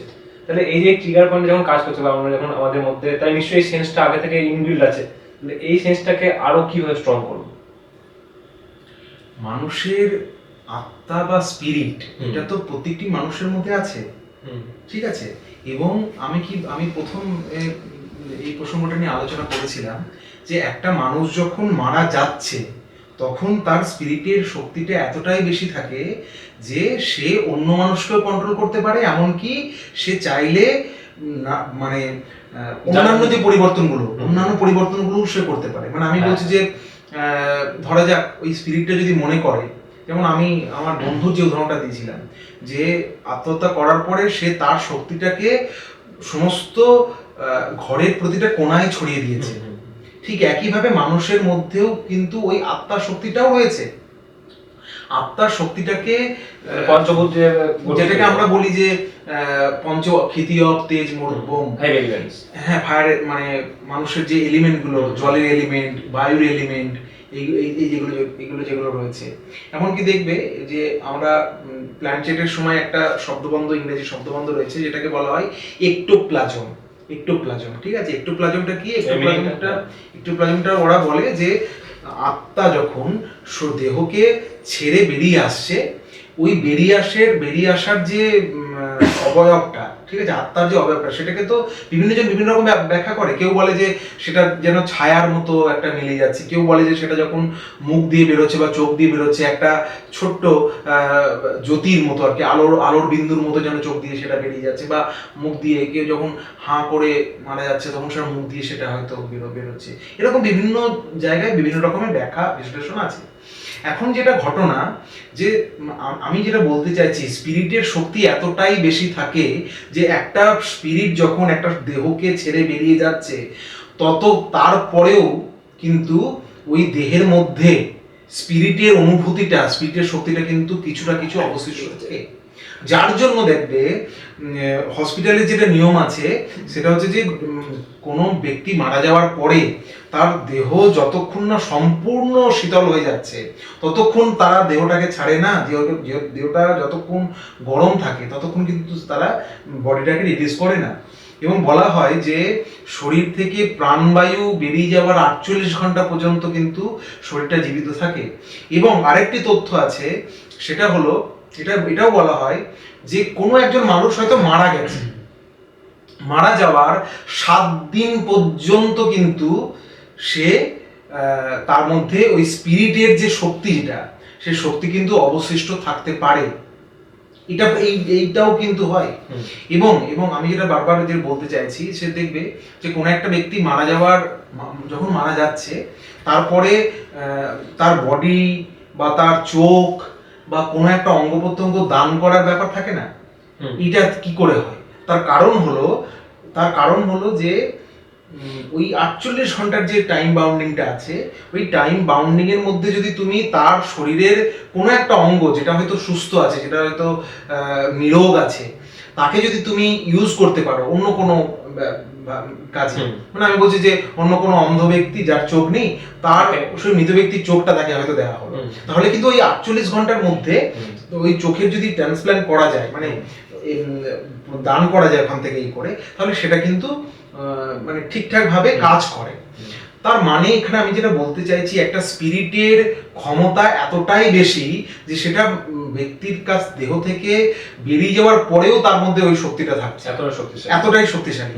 এবার একজন মানে সুস্থ স্বাভাবিক মানুষ যে সে এই স্পিরিটটাকে, তার যে আত্মানুভূতি যেটাকে আমাদের উপনিষদে, আমাদের শাস্ত্রে বারবার বলা হয় যে উপলব্ধির কথা, হ্যাঁ, আত্মানুভূতির কথা। এটা বলা হয় এই কারণে যে আমাদের যে মানে বৈদিক শাস্ত্রে সবসময় কিন্তু দেখবে মন্ত্রের ওপর জোর দেওয়া হয়। অর্থাৎ একটা মন্ত্র যখন তৈরি হচ্ছে, যেমন আমাদের যে কোনো মন্ত্র যখন শুরু হচ্ছে সেটা কিন্তু ওম শব্দ দিয়ে শুরু হয়, এবং বলা হয় যে এই ওম শব্দটা কিন্তু হচ্ছে গ্যালাক্সি, আমাদের যে মহাবিশ্ব, এই মহাবিশ্বের সর্বপ্রথম যে আওয়াজ, সর্বপ্রথম যে ধ্বনি, সেটাকে বলা হয় ওম ধ্বনি। ঠিক আছে, এবং আমাদের এই ধ্বনি দিয়ে কিন্তু যে কোনো মন্ত্রের শুরু হচ্ছে। এবং দেখো এই মন্ত্র কেন জাগানোটা দরকার হয়, কারণ দেখবে মন্ত্র অন্য কিছুই নয়, মন্ত্র হচ্ছে ধ্বনি। এই যে আমরা বসে আছি, তুমি বসে কথা বলছি, আমরা কিন্তু শুধুমাত্র চুপচাপ বসে নেই, আমরা প্রতিটা মুহূর্তে নিজেদের শরীরের থেকে একটা করে ওয়েভ, তুমি তোমার ওয়েভটা আমাকে ট্রান্সফার করছো, আমি তোমার ওয়েভটা আমার ওয়েভটা তোমাকে ট্রান্সফার করছি, এবং আমরা তরঙ্গের মাধ্যমে কথা বলছি। অর্থাৎ তোমার আমার মধ্যে এই যে কথোপকথনটা হচ্ছে, আমাদের মাঝখানে কিন্তু বায়ু আছে, তো এই বায়ুর ভেতর দিয়ে এই শব্দ তরঙ্গটা তোমার কাছে পৌঁছচ্ছে। ঠিক শব্দ তরঙ্গ, আমি বলছি যে শুধু শব্দ তরঙ্গ নয়, বায়বীয় যে অনুভব, সেই অনুভবটুকু কিন্তু পৌঁছচ্ছে, সেই মানে কানেক্টিভিটিটা কিন্তু হচ্ছে বলেই মানে আমি বলছি যে এইটাই কিন্তু একজন স্পিরিটকে, একটা স্পিরিটের ক্ষমতা যে সে তার সমস্ত শক্তিগুলোকে মানে শুধু সিঙ্গেল ব্যবহার করতে পারতাম না। আমি বলছি যে আমি যে প্রশ্নটা করলাম তোমাকে, এলিমেন্টসটা যেটা আমাদের মধ্যে আছে যেটা স্ট্রং করতে পারি, মানে কিভাবে সমাজ এটার সাথে কিভাবে রিলেটেড এই কথাটা? হ্যাঁ, রিলেটেড, দেখো রিলেটেডটা এই জায়গাতে যে একটা মন্ত্র, সেই মন্ত্রের তো মানে সেটা তো একটা ধ্বনি তরঙ্গ, সে যে ধ্বনি তরঙ্গটাকে তুমি তোমার সারা শরীরে প্রবাহিত করছো, দেখো মন্ত্র উচ্চারণ কিন্তু তুমি কখনো গাড়ি চালাতে চালাতে মন্ত্রের উচ্চারণ কিন্তু সেটা কিন্তু কোনো পন্থা নয়। মন্ত্রের উচ্চারণ করার সময় একটা নির্দিষ্ট সময় বেঁধে দেওয়া আছে। বলা হয় যে সূর্য যে সময়টা উঠছে ওই সময়টা হচ্ছে সব থেকে বড় মাহেন্দ্রক্ষণ। আচ্ছা, কেমন? কারণ কি ওই সময়টাই শুধুমাত্র সূর্য উঠছে না, শুধুমাত্র প্রকৃতি, মানে আমি এবার যেটা বারবার বলতে চাইছি, দেখবে যে কোনো কিছুতে না আমরা তো প্রকৃতি থেকেই আমাদের সৃষ্টি। অর্থাৎ যদি আমরা এটা ধরে নিই যে ভগবান বা ঈশ্বর বা গড এই জগৎ সৃষ্টি করেছেন, তিনি আমাদেরকেও সৃষ্টি করেছেন। অর্থাৎ সৃষ্টির যে দিক থেকে কিন্তু কেউ মানে কোনো পার্থক্য কিন্তু নেই। ঠিক আছে? তার মানে কি, আমি যেটা এখানে বলতে চাইছি যে তার মানে হচ্ছে নিয়ম যেটা হবে, তার মানে রুলস যেটা আছে সেটা প্রকৃতির ক্ষেত্রেও যা, একজন মানুষের ক্ষেত্রেও তাই। তাই প্রকৃতির যে স্বভাব, সেই স্বভাবটাকে কিন্তু আমাদেরকে লক্ষ্য করতে, অবজার্ভ করতে হয়। আগেকার মুনি ঋষিরা কিন্তু শুধুমাত্র মানে আমাদের দেখবে বড় বড় যে সমস্ত মনীষীরা, তারা কিন্তু বারবার বলে না যে প্রকৃতির সঙ্গে কানেক্ট হও।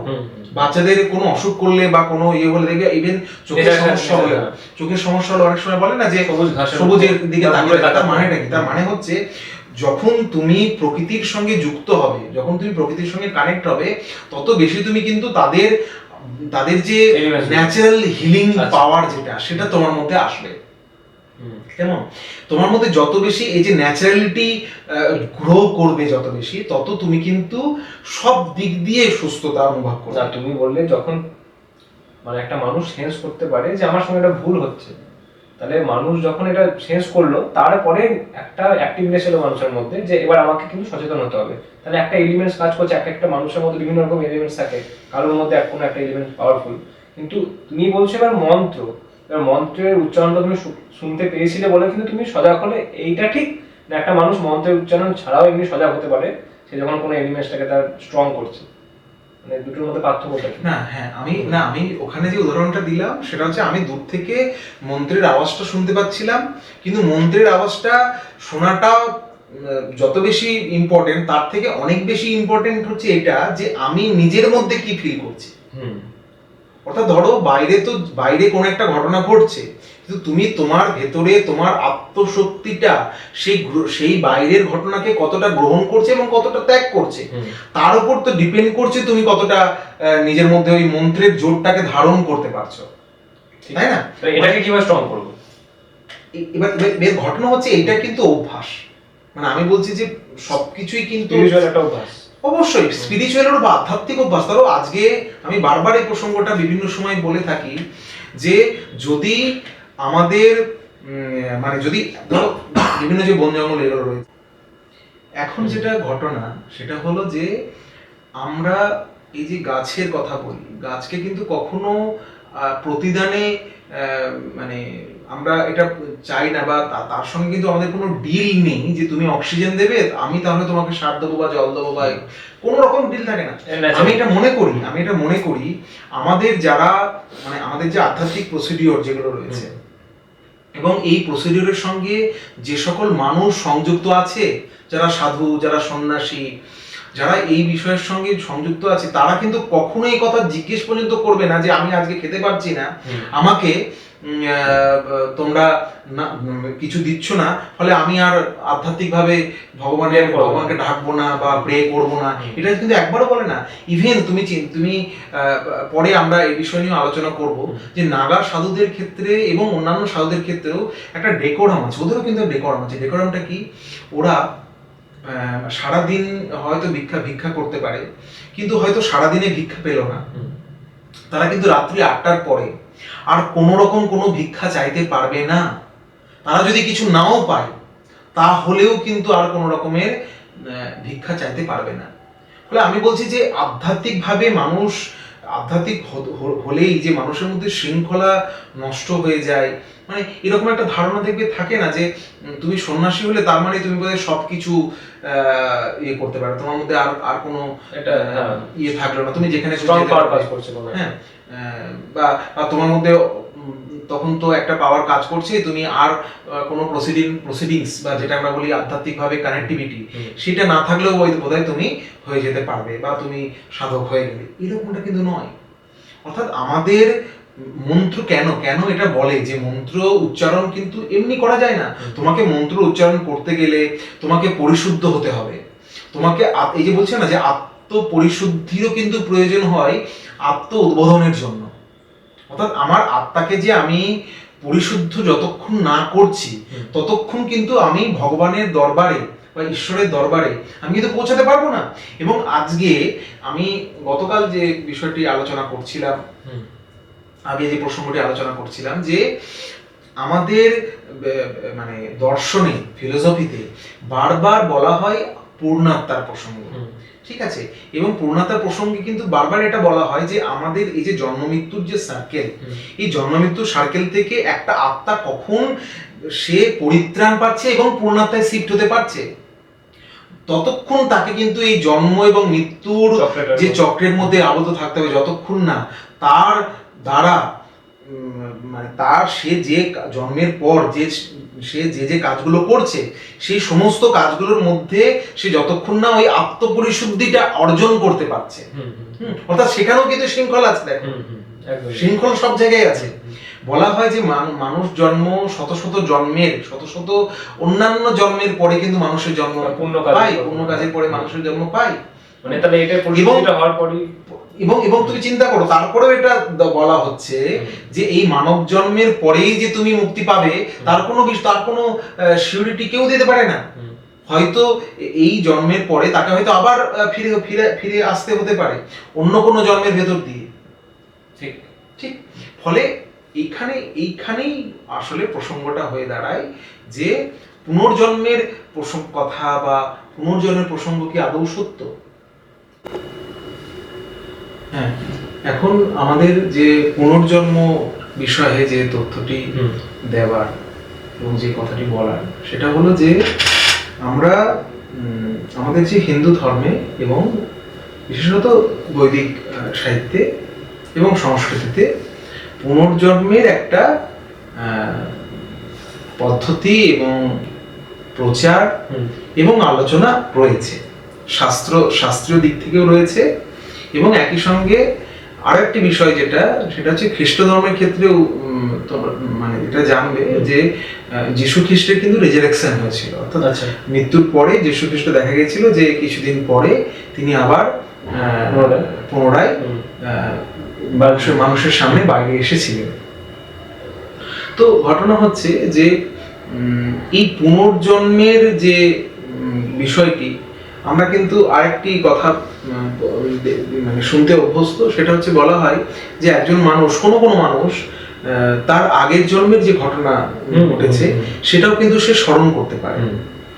এবং এটা নিয়ে কিছুদিন আগে একটি ঘটনার কথা আমি উল্লেখ করছি, সেটা হচ্ছে মহারাষ্ট্রের একটি জায়গার ঘটনা। সেখানে পুনর্জন্মের ঘটনা, এবং সেই ছেলেটি একটি দোকানে কাজ করত। সে প্রথমে যে জায়গায় যে শহরে জন্মেছিল সেই শহরেই সে আরেকটি জায়গায় সে কিন্তু তোমার মানে নতুন পরিবারে সে জন্মায়। এখন ব্যাপার হলো যে কিছুদিন পর এটা দেখা যায় যে সে আশেপাশের লোকজনকে বলতে থাকে যে আমার আসল নাম হচ্ছে এইটা এবং আমার আসল বাড়ি হচ্ছে এই শহরের এই পার্টিকুলার জায়গায়। এবং তাকে সে এটাও বলে যে আমাকে কিভাবে মেরে ফেলা হয়েছিল এবং আমাকে কে কে মেরেছিল সেই ঘটনাও কিন্তু হুবহু সে বলে দেয়, স্পষ্ট মনে আছে। এবং এমনকি সে এটাও বলে যে আমার বাড়িতে আমার স্ত্রী আছে, আমার ছেলে আছে, তোমরা যাও, ওর স্ত্রীর নাম, ওর ছেলের নাম, ওর বাড়ির কোন লোকেশন, কোন জায়গায় ঠিকানা সেটাও পর্যন্ত বলে দেয়। এবং সব থেকে উল্লেখযোগ্য ঘটনা হচ্ছে যে ওই যারা ওকে মেরেছিল তাদের নিয়ে নতুন যে কেস, সেই কেসটা কিন্তু যেটা ধামাচাপা পড়ে গেছিল, সেই কেসটা নতুন করে ওপেন হয়। মহারাষ্ট্রের ঘটনা। এখন আমি যেটা বলতে চাইছি সেটা হচ্ছে যে দেখবে একটা টার্ম ব্যবহার করা হয় জাতিস্বর, ঠিক আছে, এবং দেখবে বাংলায় সিনেমাও হয়ে গেছে জাতিস্বর নিয়ে, যে সে আগের জন্মের কথা এটা মনে করতে পারছে। এবার এইটা প্রশ্ন উঠতে পারে যে এটা কতটা সায়েন্টিফিক। এবার এখানে বলতে গেলে আমি একটু আমাদের যে আমরা যে মাইন্ড, যেটাকে আমরা বলি যে কনসাস মাইন্ড যেটাকে বলি, সেই মাইন্ডের গঠন যেটা স্তরগুলো, সেটা নিয়ে একটুখানি বলাটা দরকার এই জন্য যে এটার সঙ্গে কিন্তু মানে স্বপ্ন, হ্যাঁ, এই বিষয়গুলো স্বপ্নের মধ্যে কিন্তু আমরা দেখতে পাই যে, এবং স্বপ্নের মধ্যে মানুষ দেখতে পাই ড্রিম অফ কনসাসনেস, যেটা ফ্রয়েডের থিওরি রয়েছে, সেই সমস্ত কিছুটা বাস্তব, মানে স্বপ্নে যেগুলো আসে সেটা কিছু হলো বাস্তব। মানে আমি বলছি দেখো, এখানে প্রশ্নটা কতটা বাস্তবের প্রশ্নের থেকেও বড় ব্যাপার হচ্ছে যে কতটা তোমার বিশ্বাস, এবং বিশ্বাসের জায়গা থেকে তুমি কতটা কোন একটা ঘটনাকে ঘটতে দেখছো, এবং সেই ঘটনার আগে পরের যে সিচুয়েশন, সেই সিচুয়েশনটাকে তুমি কতটা ফিল করছো। কেমন? এখন যেটা ঘটনা সেটা হচ্ছে, দেখবে হিউম একবার বলেছিলেন যে আমাদের যে কনসাস মাইন্ড, সেই কনসাস মাইন্ডের একদম নিচে আরেকটি স্তর রয়েছে, সেই স্তরের নাম হচ্ছে কালেকটিভ আনকনসাসনেস। এই কালেকটিভ আনকনসাসনেসটা কি না, নির্জ্ঞান মনস্তত্ত্ব। মানে আমরা সময় হয় এটা এই যে কালেকটিভ আনকনসাসনেস, এটা সেই আনকনসাসনেসটাকে মানুষজন যখন পূর্বপুরুষের স্মৃতি বা এমনকি তার পূর্ব জন্মের স্মৃতিকেও কিন্তু ওই কালেকটিভ আনকনসাসনেসে সে বহন করতে থাকে। সবাই, প্রত্যেকটা মানুষ, যে সমস্ত মানুষের মানে নির্জ্ঞান, আমাদের যে নির্জ্ঞান মনস্তত্ত্ব যত বেশি স্ট্রং হয়, বা কনসাসনেসও যত বেশি স্ট্রং হয়, তত বেশি কিন্তু সে তার যে অতীত জন্মের কথা সে কিন্তু মনে করতে পারে। এবং এইটা কখন, এই ঘটনাগুলো কখন হয়? সাধারণত ঘুমের মধ্যে আমাদের যে প্রত্যেকটা স্তর রয়েছে মনের, অর্থাৎ কনসাসনেস, সাবকনসাস, প্রিকনসাস, তার নিচে আনকনসাস, তার নিচে কালেকটিভ আনকনসাসনেস, আনকনসাস মাইন্ড যেটা, সেইগুলোর প্রতিটা চিন্তা ভাবনার সঙ্গে কিন্তু একটা করে সেন্সারি পর্দা থাকে। আমরা যখন ঘুমিয়ে যাই তখন আমাদের সমস্ত সেন্সারি পর্দাগুলো কিন্তু সরে যায়। তখন আমাদের যে স্মৃতিগুলো রয়েছে, ধরো তুমি কোন একটা স্মৃতি, মানে আজকেকার কোন একটা স্মৃতি তুমি হয়তো 1 মাসের মধ্যে সেটা তুমি মনে করছো তুমি ভুলে গেছো, কিন্তু আমরা, মানুষের ব্রেন হচ্ছে সব থেকে বড় স্টোরেজ রুম। ওইটা কিন্তু আবার ফিরে আসে স্বপ্নে, ওইটা ফিরে আসে। এবং সেটা কিভাবে ফিরে আসে? ধরো কনসাসনেসে কোন একটা ঘটনা তোমার হয়েছে, সেটা তুমি চালান করেছো তোমার সাবকনসাসে, ঠিক তার নিচে, এবং তার ঠিক নিচে প্রিকনসাস যেখানে রয়েছে, সেখানে হয়তো কোনো একটা ঘটনা ঈষৎ ভাসমান অবস্থায় রয়েছে। এবার দেখা গেল যখন সেন্সারি পর্দাগুলো উঠে যাচ্ছে, তখন কিন্তু কোনো একটা আনকনসাসনেস বা কালেকটিভ আনকনসাসনেসে কোনো একটা ঘটনা সেটা কিন্তু উপরে ভেসে উঠছে, যখন স্টোরেজটা থাকছে ওখান থেকে কিন্তু সেটা কিন্তু সামনে আসছে।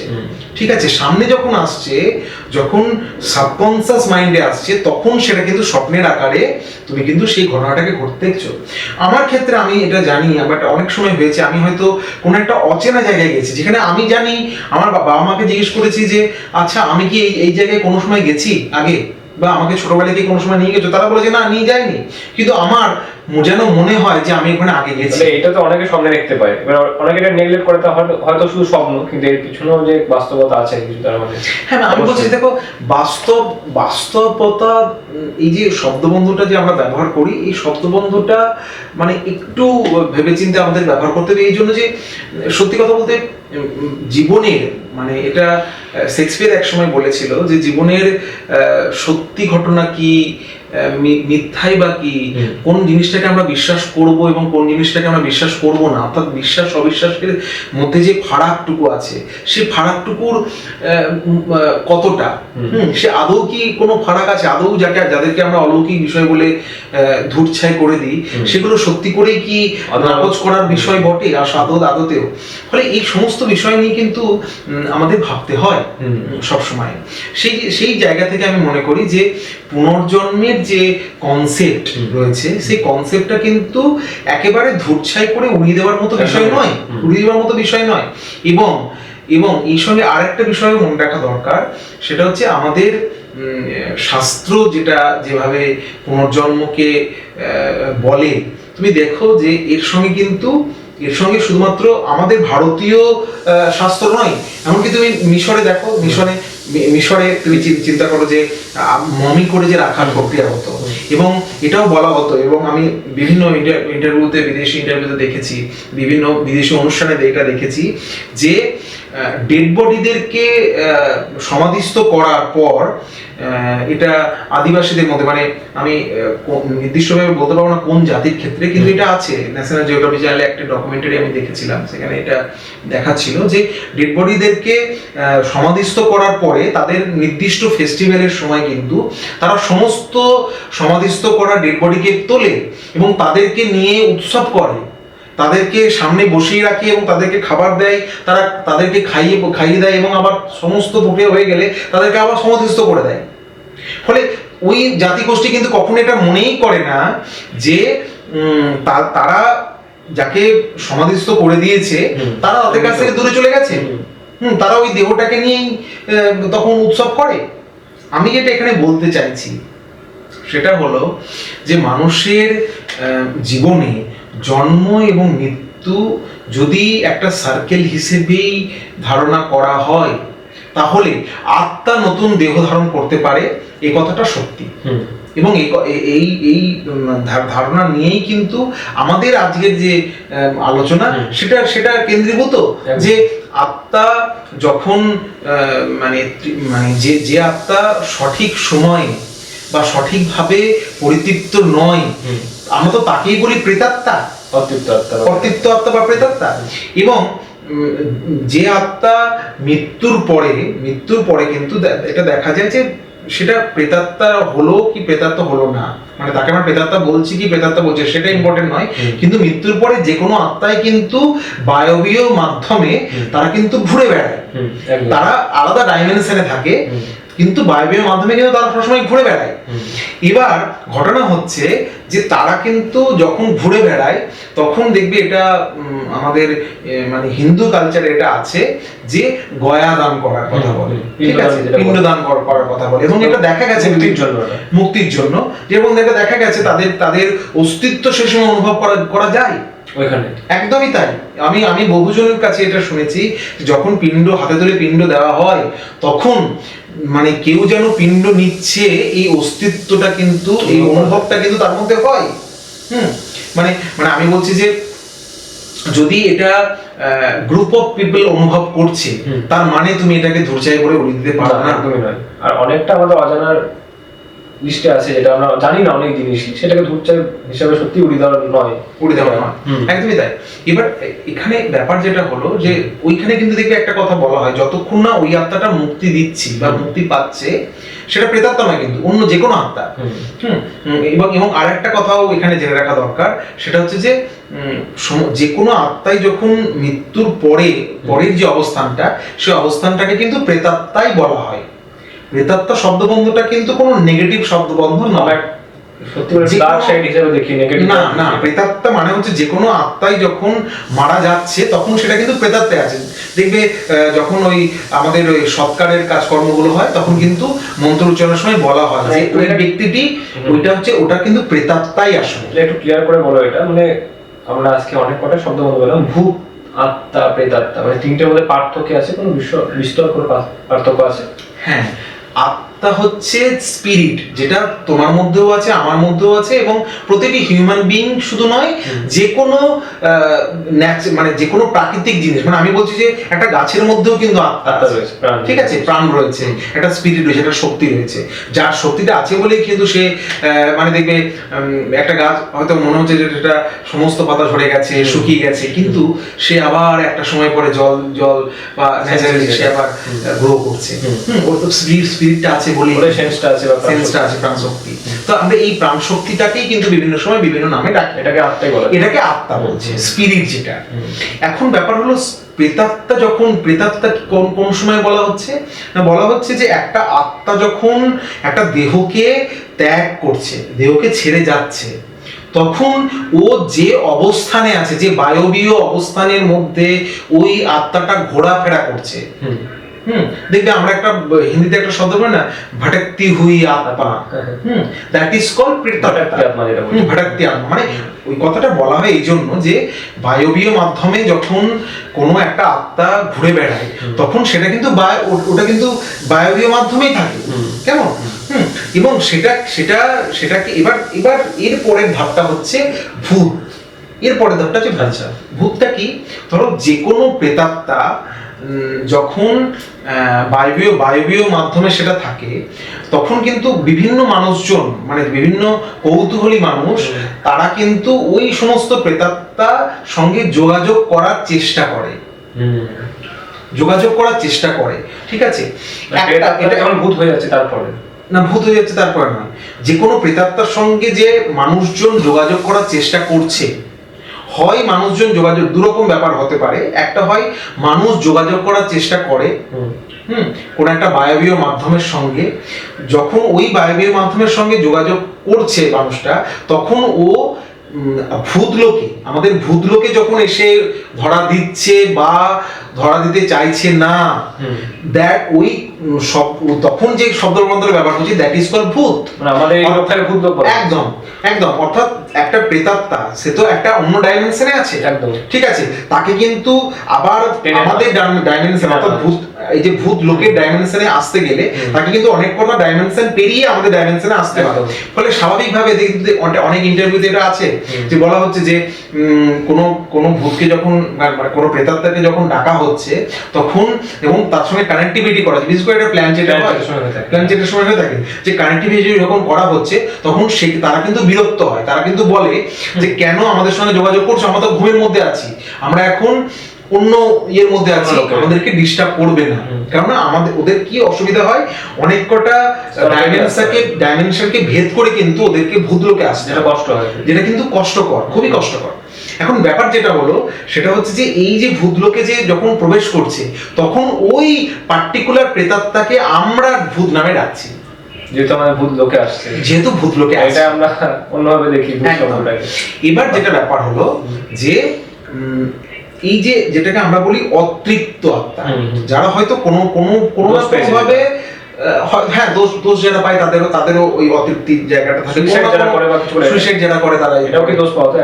একদমই দোষ পাওয়া, মানে যে সময়টা মৃত্যু স্বাভাবিকভাবে আসা এবং মৃত্যু স্বাভাবিকভাবে না আসা, অনেক সময় এরকম হয় যে ধরো মৃত্যু স্বাভাবিকভাবেই আসছে কিন্তু যে সময়ে পার্টিকুলার সময়ে মারা যাচ্ছে সেই সময়কালটা হয়তো ওর জন্য মানে সঠিক সময় নয়, আচ্ছা, ঠিক আছে, সঠিক সময়, এভাবেও দোষ পাওয়া যায়। ফলে এই জন্যই কি হয়, মানে এই জন্যই কিন্তু আমাদের মানে এই যে জন্ম মৃত্যুর সঙ্গে দেখবে পাপ পুণ্যের একটা কনসেপ্ট জড়িয়ে আছে, ঠিক আছে। অনেকে এটা বলে যে পাপ পুণ্যের কনসেপ্টটা কোথাও মানে কেউ মানে না বা কেউ ধারণা করে না, কিন্তু আমি বলি যে এটা মানাটা দরকার। এবার এখন যেটা ঘটনা সেটা হচ্ছে যে আমাদের এই যে আত্মা, প্রেতাত্মা এবং এই যে ভূত, কোন একটা প্রেতাত্মাকে আমরা ভূত বলে সম্বোধন করছি, এর সঙ্গে কেন পাপ পুণ্যের খতিয়ানটা জড়িয়ে রয়েছে? তার কারণ হচ্ছে যে আমাদের শাস্ত্রে সাধারণত বলা হয় যে একটা মানুষ যখন পূর্ণ বা ভালো কাজের সঙ্গে সে জড়িয়ে আছে, হ্যাঁ, সে তার মানে তার যে যাবতীয় যা মানে বাজে কর্মগুলো আছে, মানে আমি বলছি ধরো যে কোনো মানুষ যখন জন্মায় না তখন না সে কিন্তু সমান পরিমাণে পাপ এবং সমান পরিমাণে পূর্ণটাকে কিন্তু নিয়ে জন্মায়, ঠিক আছে। এখন ঘটনা হচ্ছে দেখবে এটা অনেক সময় দেখা যায় যে একটা মানুষের সঙ্গে না সারা জীবন ধরে জীবনে একটা পর্ব পর্যন্ত অনেক কিছু নেগেটিভ হচ্ছে, ঠিক আছে।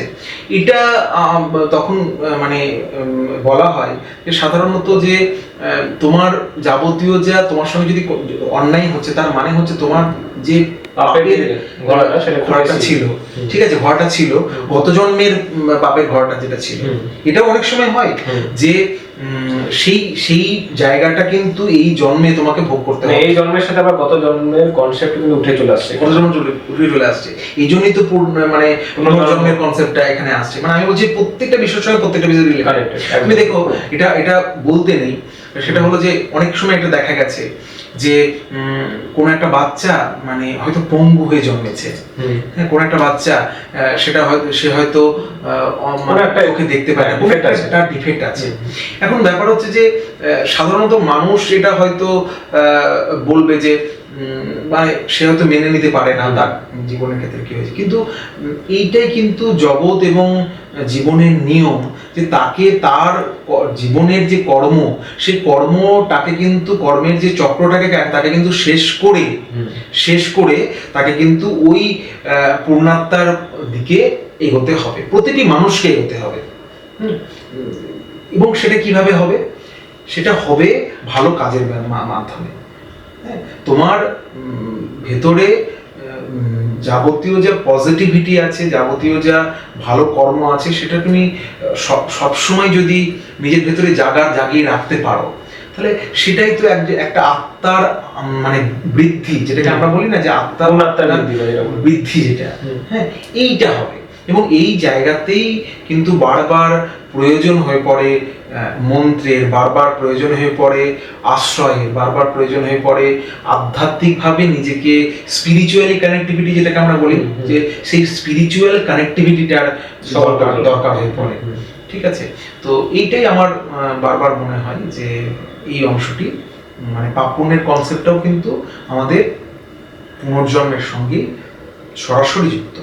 আর তুমি একটা কথা বলে প্রেত লোক, একটা শব্দ উঠে এলো, তো প্রেত লোক জিনিসটা কি রকম হয়? হ্যাঁ, প্রেত লোক এটা যেরকম ভূত, মানে আমাদের ভূলোক, মানে ভূত যেটা বলছি এটাকে আমরা ভূত বলি, ভূত লোকে যেহেতু আসে। প্রেত লোক, প্রেতাত্মা যেটা বলি, তারা প্রেত লোকে থাকে বলে প্রেতাত্মা বলি কি তাদেরকে আমরা? হ্যাঁ, মানে দেখো এখন ব্যাপার হলো যে এটা কিন্তু সব পুরোটাই হচ্ছে একটা ডাইমেনশনের কথা বললাম তো আমি, যে ভূত লোকের একটা আলাদা ডাইমেনশন আছে।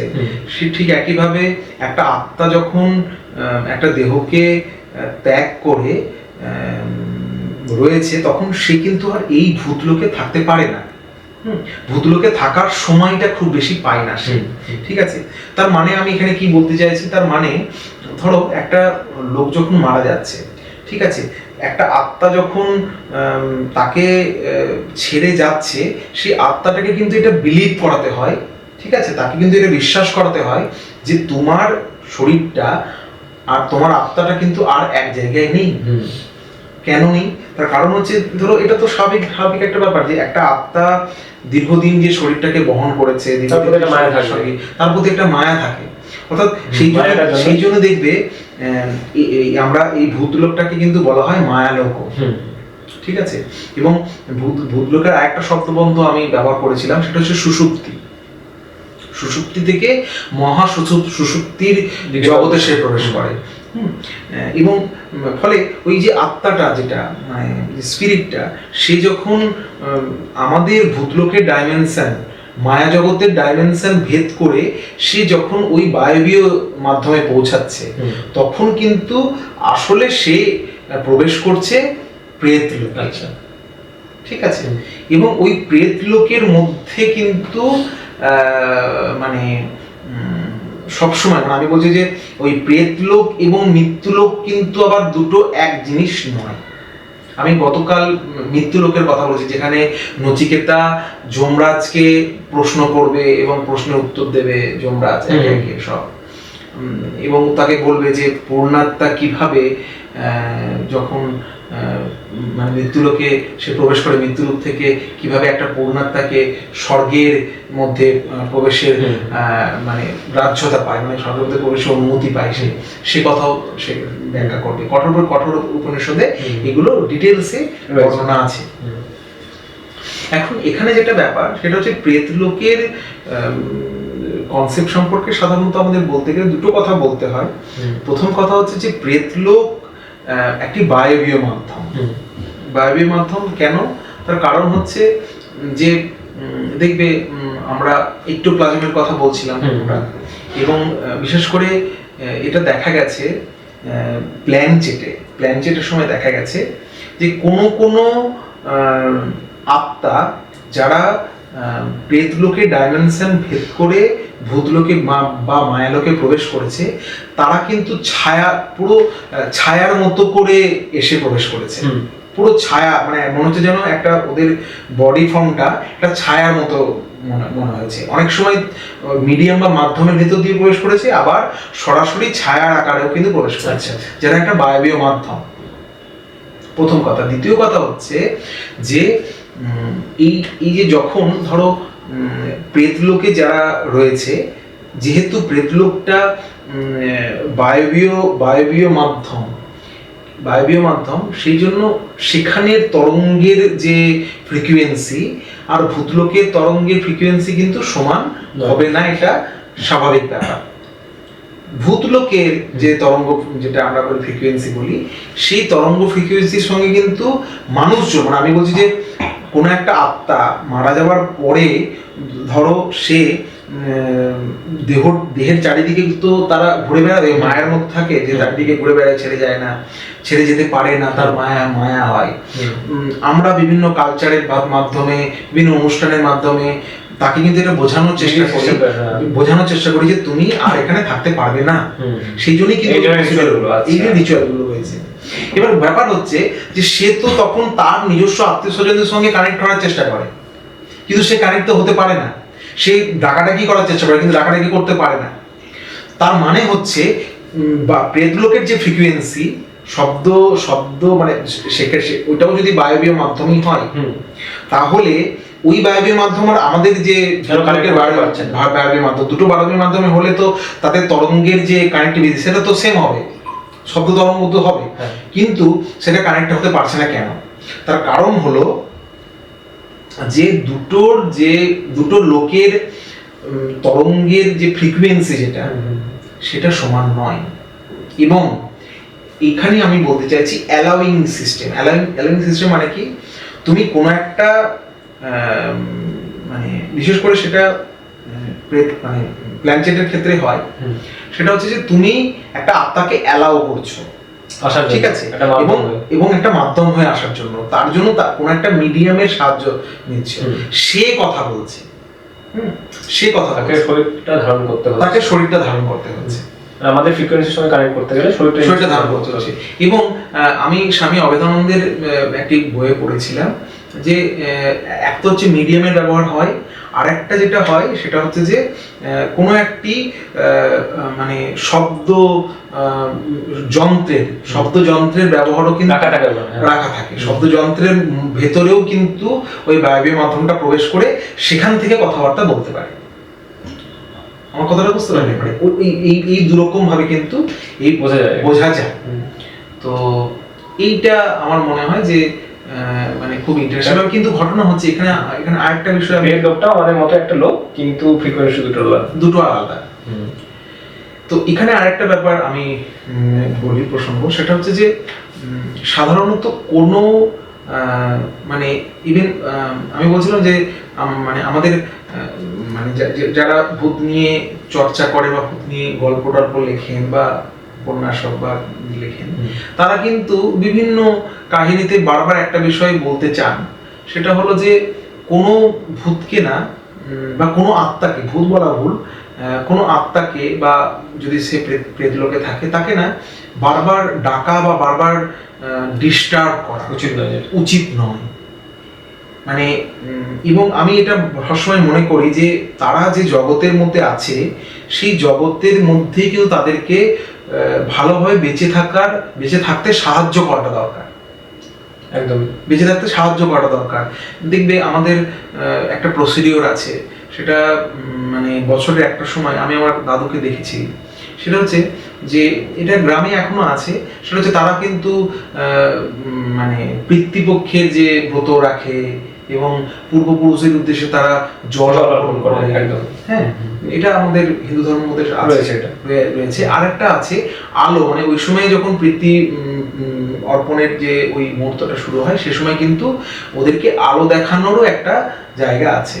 তা সেই প্রসিডিউরটা কি বলতো, একটা বাঁশের মধ্যে, হ্যাঁ মানে একটা বড় বাঁশকে টাঙিয়ে দিয়ে সেখানে একটা মানে বক্সের মতো করা হয়, হ্যাঁ, এবং তার মধ্যে প্রদীপ দেওয়া হয়, বড় প্রদীপ দেওয়া হয়, এবং সেই প্রদীপটা মানে সন্ধ্যের পরে যখন আরতি দেওয়ার পরে সেই প্রদীপটাকে রাখা হয় এবং রেখে সেটাকে একদম ওপরে, মাথার ওপরে, বাঁশের মাথার ওপরে একটু উঁচুতে স্থাপন, হ্যাঁ, রেখে দেওয়া হয় এবং তারপরে একদম সকালে সেটাকে নামিয়ে আনা হয়। সেটা কেন করে আলোর এই প্রক্রিয়াটা কেন হয়?